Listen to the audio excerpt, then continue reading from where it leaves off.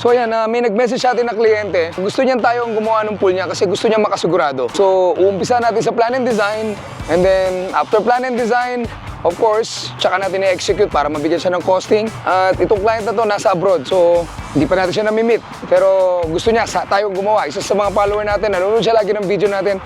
So tara, tignan natin kung ano magiging progress itong project na to. I'm sure magiging maganda ang kalalabasan nito. Tara, samahan niyo ako. Good morning everyone. So ayan, biyahe tayo ng Quezon ngayon. We have a very early departure. 3 AM ngayon, paalis na tayo and hopefully umabot tayo sa meeting natin mamaya and mahaba ang araw natin. Have a great day everyone.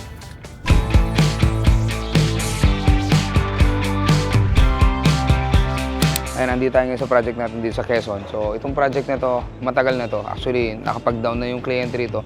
Nagka-problema lang tayo sa permit. And nagsimula lahat to sa plan and design. So yun naman talaga ang first step natin. So we have to make sure na meron tayong plano at meron tayong design. Kasi dun sa plan and design, mas makukuha natin ng accurate yung sukat natin. At the same time, mapapakita natin sa kliyente kung anong magiging itsura nito para kung meron siyang changes o meron siyang ayaw, madaling baguhin habang hindi pa kino-construct. At the same time, we can give you much accurate quotation at costing pag meron kayong plan and design. Kasi pag wala kang plan and design tapos meron kang costing, para kang nanguhula nun. So kami dito, we have to make sure na accurate ang costing namin kasi hindi kagaya ng iba na during the construction tsaka papadagdag. So iniiwasan natin yon. So at tsaka iniiwasan din natin yung meron kang pinababago during the construction. So kung inapprove na ng kliyente yun na tayo. Sinusigurado namin na inaaprubahan ng kliyente yung design bago po namin i-execute.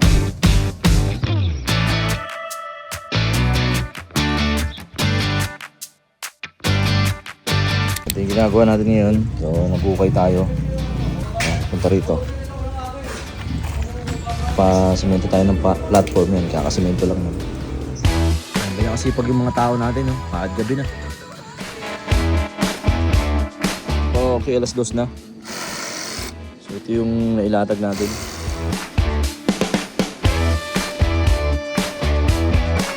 Okay, update. Gabi na. Baka pa rin tayo. Lahat ng ball valve na ilagay na. So check the line. So ito yung setup natin sa main na inlet, main drain, main vacuum. Sa amin na yung buwangan. Pressure test tayo ngayon, lahat ng higop.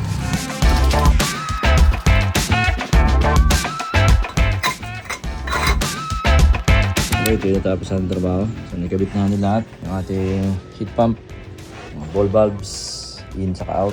Yung motor, 3 horsepower, 800 mm, yung tangke. Control box para sa filter pump, control box para sa heat pump, transformer para sa full lights. So ito yung swimming pool project natin dito.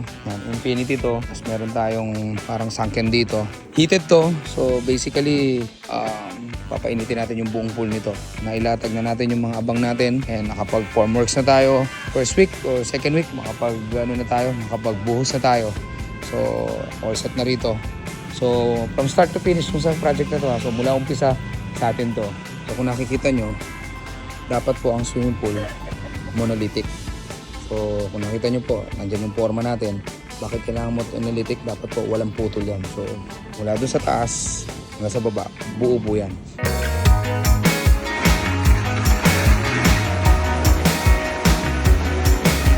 Natapos na tayong magbuhos. Tapos na rin tayong mag-install ng mga pipings natin, fittings lahat. So, nagko-curing tayo, nagwa-waterproofing tayo sa ibang side. Yung part ng sunken garden dito, yan binubuhusan na natin. So from time to time talagang chine-check natin to. So ayan yung heat pump natin. Ayan yung mga fittings natin. Nandito yung mga ball valves natin. Ayan, sun filter natin. Ayan yung mga control box natin. So lahat dito ready na, all set na. Na-test na rin yan. So kasabay na natin i-test yan pag may tubig na yan. So lahat yung mga valves natin, pipes natin, lahat yan standard. So kung makita nyo rin dito, meron tayong clear pipes dito para at least nakikita yung in and out ng tubig. Architect, ikaw nga magpaliwanag. Ano to? Ito, sunken bar. Dito lalagyan ko ng upuan. Dito pwedeng tambayan kasi andun yung poles natin, Yes. parang infinity. Infinity. So habang nakatambay ka dito, may maririnig kang bagsak ng tubig. Ma'am, hello. Finally. Finally po. Hello, ma'am. Hi po. Nilalagay lang natin yung kuryente, yung breaker, and then para itetest na natin lahat. Ngayon kasi ito-turn over natin, and then yung owner. Yung owner, ang usapan namin puro online lang. So never natin siyang na-meet. Ngayon lang, personally. So ganyan sila katiwala sa atin. Through chat lang, nasa abroad kasi sila eh. So pinagkatiwala sa atin yung swimming pool, ginawa natin na kahit wala sila. So ngayon, ilalagay na lang itong breaker para ma-run yung buong system, para ma-turn over natin kasi mukhang gagamitin nila mamaya.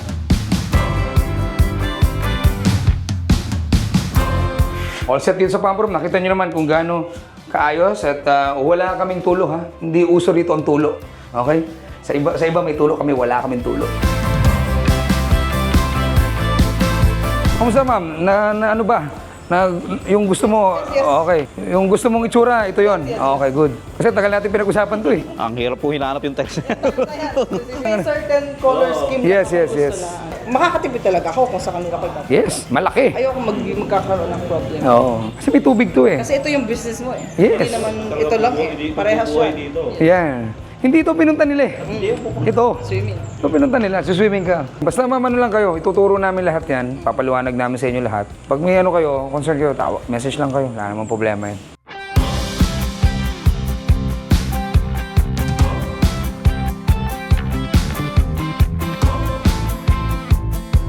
Again, malinis to, kumpara mo sa iba. Hindi pares ang trabaho natin sa trabaho ng iba. Malinis ang linyado natin, wala tayong tulo, wala tayong tagas, wala tayong epoxy. So, dito sa pool guide, bawal ang tulo, bawal ang epoxy. Okay? Ayan na. Bumabagsak na siya. Oh. Kung ito lang higop mo, ito lang higop mo. Hindi ka pwedeng humigop doon kasi mawawalan to. Ayan ma'am, kita nyo yung setup namin dito. Maayos na dyan, walang tulo yan ha. Ito yung motor, ito yung sun filter. Lamig yan ma'am. Kaya nga ma'am, yung isa naming client sa Tagaytay, itong aircon na unit na to, yung hangin niya, binato niya sa mismo sala niya. Ito naman yung magpapainit. Okay, ito yung magpapainit. Ngayon ma'am, punta tayo sa pool, tignan nyo kung lumalabas yung init. Okay? Malamig? Okay naman, o, punta ka ngayon dito.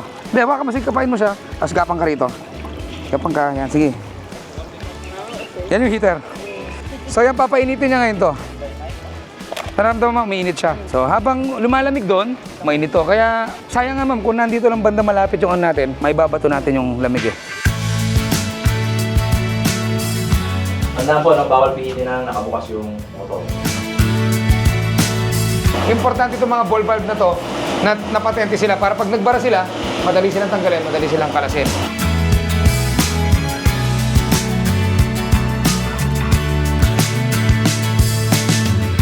Sa amin mga layman, hindi akala namin. Yes, akala nila normal. Pero pag, yes, oh, pero ang hirap, ano niya ma'am, hirap i-achieve niya. Kaya nga sabi ko nga sa'yo, magpumunta ka sa mga ibang pool, makikita mo yan, yung dito, hindi bumabagsak, pero yung doon sa kabila bumabagsak. Kasi mahirap siyang i-achieve. Kailangan talaga precise yung sukat mo dyan. Yan isa sa pinaka mahirap gawin itong part na to. Pero nakita mo, pag tama-tama yung bagsak.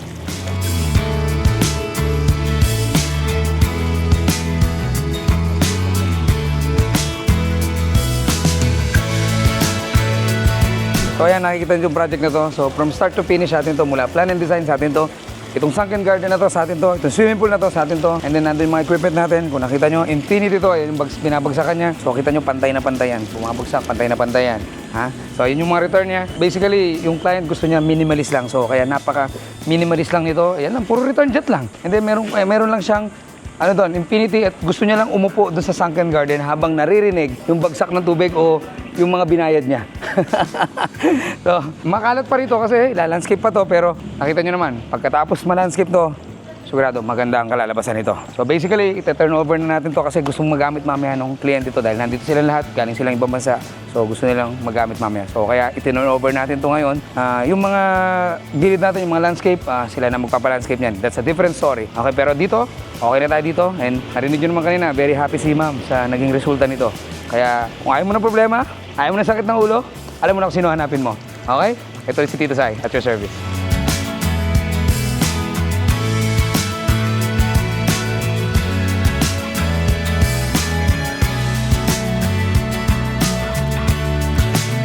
Ayan, nakita nyo naman, napaka satisfied at saka masaya yung kliyente natin sa naging resulta kasi nasunod yung gusto niya. And by the way, ngayon lang kami nagkita. Hindi kami nagkita, isang beses lang kami nagkita. All throughout the project, talagang puro online lahat. Bank transfer lahat ng transaction namin. Hindi kami magkakilala, hindi ko pa siya nakakausap ng harapan. Ngayon lang, nung nagkita lang kami at nag-turnover. But however, it turned out okay. Masaya-masaya yung kliyente. Of course, along the way, mayroong mga problema, minor problem, pero alam nyo naman tayo, hindi natin tinatakbuhan yan. At dito sa Pool Guy, siguradong makokontak mo pa rin kami kahit fully paid ka na. So ito ulit si Tinsay na nagsasabing, kung gusto mo na sigurado, ayaw mo na sakit ng ulo, alam mo na kung sino hanapin mo. Ito ulit si Tinsay at your service.